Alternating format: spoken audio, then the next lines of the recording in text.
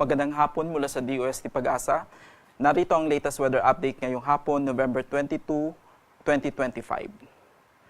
Sa kasalukuyan, 4 na weather system ang nagdadala ng mga pag-ulan sa malaking bahagi ng ating bansa. Una na po rito itong Intertropical Convergence Zone o yung ITCZ ang nagdadala ng mga pag-ulan, kaulapan at may kasama pong mga thunderstorms dito sa may eastern section ng Mindanao at ilang bahagi po ng Eastern Visayas. Habang ang shearline naman po ay nagdadala ng mga kaulapan at pag-ulan na may kasama pong mga thunderstorms dito sa Cordillera Administrative Region at kasama po ang Cagayan Valley. Habang ang Northeast Monsoon naman po ang nagdadala ng mga kaulapan at pag-ulan sa natitirang bahagi ng Northern Luzon, habang ang Easterlies naman po ang nagdadala ng maulap na kalangitan na may kalat-kalat na pag-ulan at thunderstorms sa may eastern section ng Central Luzon at eastern section ng Calabarzon, habang ang Metro Manila at natitirang bahagi po ng ating bansa, asahan po ang generally fair weather na may kasama pong isolated rain showers or thunderstorms.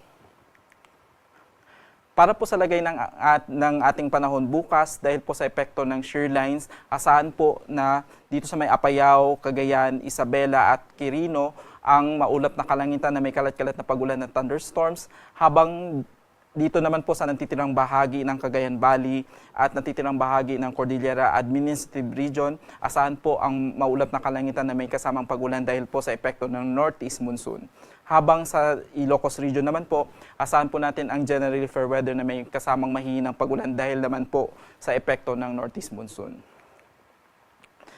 Dahil po sa epekto ng easterlies, itong Aurora, Quezon Province at Camarines Norte ay makakaranas po ng maulap na kalangitan na may kalat-kalat na pag-ulan at thunderstorms, habang sa Metro Manila at natitirang bahagi ng Luzon ay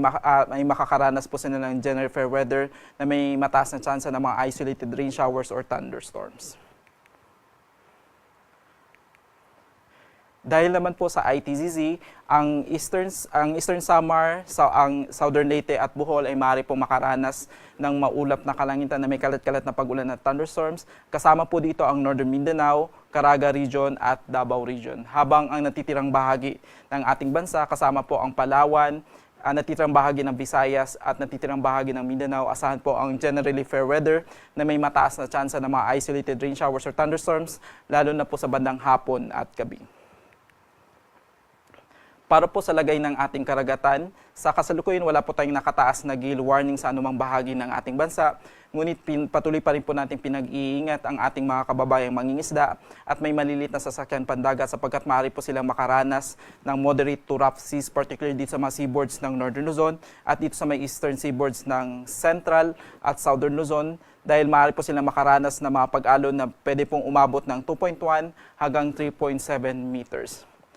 Habang sa natitirang bahagi ng Luzon at Visayas, maaari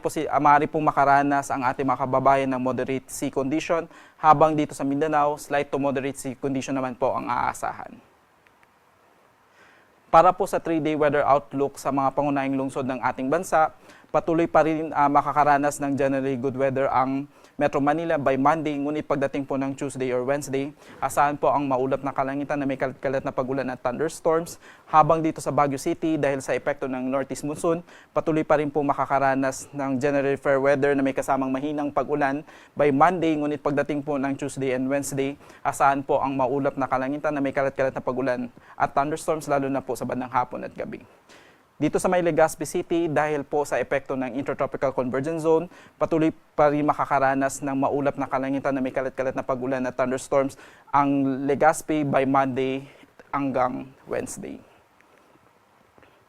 Sa malaking bahagi ng Visayas, dahil pa rin po sa epekto ng Intertropical Convergence Zone, patuloy pa rin pong makakaranas ng masungit na panahon na may kasama pong mga pag-ulan at thunderstorms ang Metro Cebu, Iloilo at Tacloban City, habang dito sa Mindanao,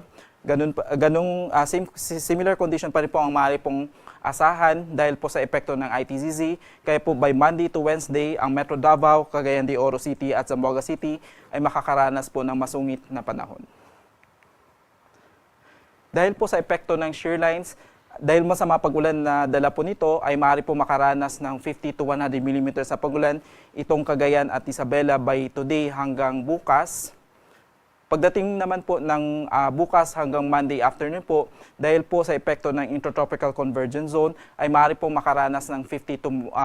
100 millimeters na pagulan ang Eastern Samar, Dinagat Island, Surigao del Norte at Surigao del Sur, habang dahil sa epekto ng shear line, maaari po makaranas ng 50 to 100 millimeters na pagulan ng Sunday hanggang Monday po ang Cagayan. Dahil po sa epekto ng Intertropical Convergence Zone, pati yung epekto ng possible na LPA na nakasaad sa TC threat potential na nilabas kahapon, maaari pong makaranas ng 100 to 200 millimeters na pagulan ang Northern Samar pati ang Eastern Samar, habang 50 to 100 millimeters naman po ang inaasahan na pag-ulan dito sa may Catanduanes, dito sa may Camarines Sur, Albay, Sorsogon, dito sa may Romblon, Masbate, Aklan, Capiz, Cebu, Bohol, Leyte, Southern Leyte, Dinagat Islands at Surigao del Norte, habang dahil naman po sa epekto ng shear line, maaari pong makaranas ng 50 to 100 millimeters na pag-ulan ang Cagayan at Isabela. Kaninang alas 2 ng hapon ay naglabas ang mga kasamahan po natin sa Northern Luzon PRSD ng heavy rainfall warning dahil po sa epekto ng shear line, kung saan nakataas ang orange warning sa ilang bahagi po ng Cagayan Valley at itong Cagayan Valley, particularly itong southern part ng Cagayan at northern part ng Isabela, habang yellow warning naman po sa natitirang bahagi ng northern part ng Cordillera Administrative Region, Cagayan Valley at Isabela, habang rainfall advisory naman po ang nakataas sa ilang bahagi ng Northern Luzon, maliban po dito sa probinsya ng Pangasinan. Para po sa karagdagang impormasyon, maaari nyo lang pong bisitahin ang panahon.gov.ph or maaari nyo pong bisitahin ang official website ng mga kasama po natin sa Northern Luzon PRSD sa pag-asa.gov.ph/regional forecast/Northern Luzon PRSD.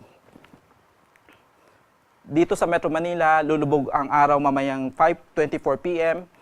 at sisikat bukas ng 6:01 a.m.